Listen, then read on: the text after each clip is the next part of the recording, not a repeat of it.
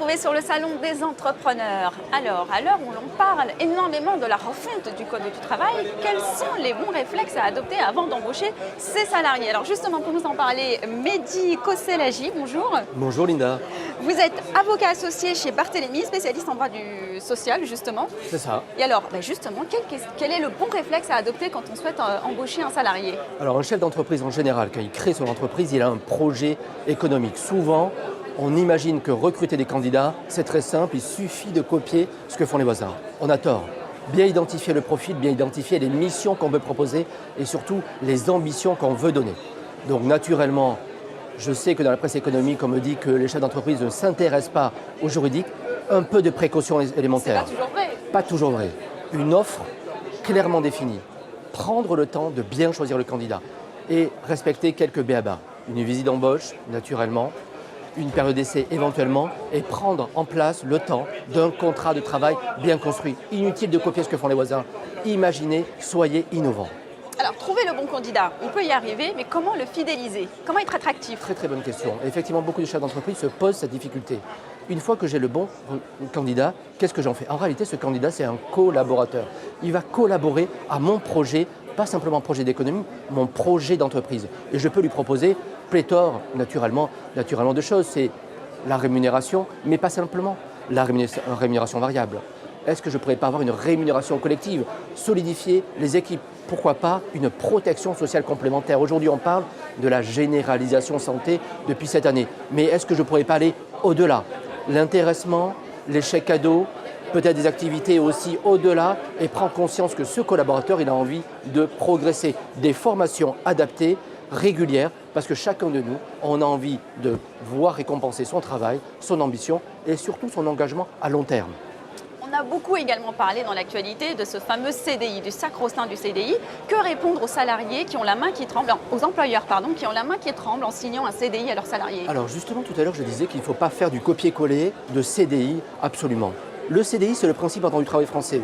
On se salue, on travaille ensemble, je suis en contrat de travail à durée indéterminée à temps plein. Je veux faire mieux, plus, je peux prévoir une période d'essai. Et d'ailleurs, ce collaborateur, ou moi, peut-être parce qu'on s'est mal compris, peut-être parce que l'adéquation entre nos personnalités ou nos compétences n'est pas bonne, fait qu'on pourra profiter de la période d'essai pour mettre un terme. Mais même si on a mis plus de temps, le fait est qu'on a mis plusieurs mois, plusieurs années, rien n'empêche de tomber forcément dans le conflit. On peut faire un constat ensemble, parce qu'on est des personnes intelligentes, d'une rupture amiable. Et pourquoi pas une rupture conventionnelle. Ça explique peut-être ce succès d'un nouveau mode de rupture où effectivement le droit du travail français a compris qu'on n'est pas forcément dans l'affrontement, mais dans un constat ensemble qu'on a envie d'autres ambitions, mais loin de l'autre. Alors, quel est l'état des lieux aujourd'hui des aides à l'embauche? Parce que ça change tout le temps, surtout en ce moment. Aujourd'hui, si on devait faire un point. Alors, plusieurs aides à l'embauche. Aide à la création d'entreprise, mais aide surtout quand je veux embaucher des salariés, j'ai des aides à l'embauche mis en place par notre ministre du Travail sur le plan d'urgence à l'emploi et des aides qui sont du même équivalent du premier salarié à partir du 18 janvier jusqu'au 31 décembre 2016. Vous voyez, 18 janvier, ce n'est pas le 1er janvier, si je l'ai fait un peu avant, c'est un peu trop tard. Oui. Cela étant, ces aides ne sont pas anodines. 4 000 € sur le programme. Je présentais hier avec la directe justement comment fonctionnaient les embauches. On réalisait que pour un SMIC, pour vous donner un exemple, ça prenait en charge l'ensemble des cotisations patronales. C'est important et ce n'est pas anodin, surtout quand je crée et quand c'est mon premier collaborateur. Alors, si on veut faire un état des lieux de ces aides, peut-être l'essentiel serait d'aller rencontrer un avocat comme vous spécialisé. Alors, la tentation d'ailleurs, c'est ça. Au fond, les aides, ce n'est pas simplement des aides économiques, ce n'est pas des aides à la création, c'est des aides au développement. Et bien comprendre que puisqu'on a un projet économique, on est original sur ce projet économique, comprendre que le projet d'entreprise, c'est une collectivité d'humains. Et parce que l'humain, j'y crois, a de l'avenir, prendre conscience qu'un avocat spécialiste en droit social peut faire dépasser ce que l'on trouve ailleurs sur du copier-coller. On vous demande, vous chefs d'entreprise, d'être innovant, soyez-le aussi dans les entreprises. Alors justement, sur le terrain, qui sont vos clients et que vous demandent-ils? Alors mes clients, ça va du créateur d'entreprise, de la jeune pousse qui a envie, au grand groupe de sociétés. Et j'allais dire que les problématiques en général, c'est j'ai choisi ou j'aimerais choisir le bon candidat, j'aimerais l'identifier et parce que les employeurs sont aussi effectivement des animateurs de l'entreprise, j'ai envie de les faire progresser et mettre en place un projet d'entreprise.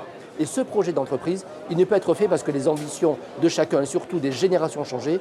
On n'est plus dans le droit du travail de l'usine. C'est 8h midi, 2h, 5h, tu travailles mal, je te sanctionne. Plus du tout. Aujourd'hui, on collabore. Et même certains se posent la question de savoir si on ne va pas aller vers le mode coopératif. C'est vrai. Je rencontre de jeunes pousses, de jeunes créateurs d'entreprises, très très jeunes. Malheureusement, plus d'hommes que de femmes, mais j'espère que les femmes vont pouvoir éventuellement rentrer là-dessus. Mais effectivement, c'est important. Qui se posent la question en disant, mais comment gérer au mieux quand j'ai une relation de collaboration? Et en réalité, ce management-là est totalement différent. On progresse ensemble quand on a identifié, et vous voyez que j'insiste vraiment lourdement, sur ce projet d'entreprise. Un projet, une entreprise, ce n'est pas un projet d'économie, c'est un projet collectif. Global. Exactement, qui nécessite de l'humain et de l'innovation. Et le droit social, sans le mot droit, au fond, c'est ça que ça représente. Alors, quelles sont les erreurs le plus souvent commises encore aujourd'hui? Aujourd'hui, c'est de faire du copier-coller. Mon voisin, ma voisine, on m'a dit que je vais sur les réseaux sociaux et je me dis que mal identifier un candidat, ce n'est pas important. Je copie-coller un contrat de travail qui n'est pas adapté. J'ai aucune ambition pour ce salarié, je ne lui ai pas donné sa place et surtout, je ne promeux pas, je ne reconnais pas ses compétences. Bref, c'est aller rapidement sur quelque chose qui est très simple et qui prend à peine quelques minutes, surtout auprès d'un conseil. Un conseil vous répondra toujours de façon judicieuse, surtout s'il a des compétences au-delà du droit en ressources humaines. Le but, c'est d'avoir une vision globale de l'entreprise. C'est le cas de cabinet tel que nous, Barthélémy. Alors, dernière question, on parle beaucoup de la refonte du Code du travail. La ministre, Madame El Khomri, s'est beaucoup prononcée sur la question.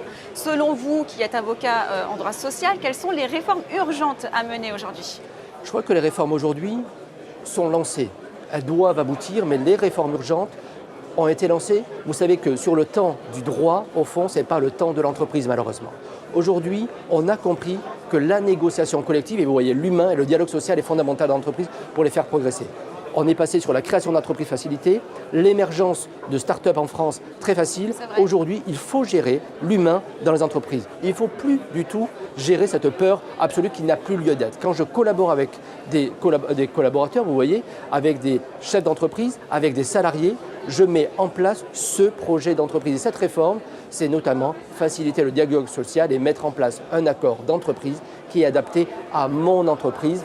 Mais mon entreprise, ce n'est pas que moi, c'est la collectivité. Donc pouvoir négocier avec des interlocuteurs intelligents, formés, pour mettre en place notre projet d'entreprise et le mettre en musique pour qu'il puisse s'envoler. Merci beaucoup Mehdi d'avoir répondu Merci, à Linda. toutes nos questions. Merci à vous de nous avoir suivis.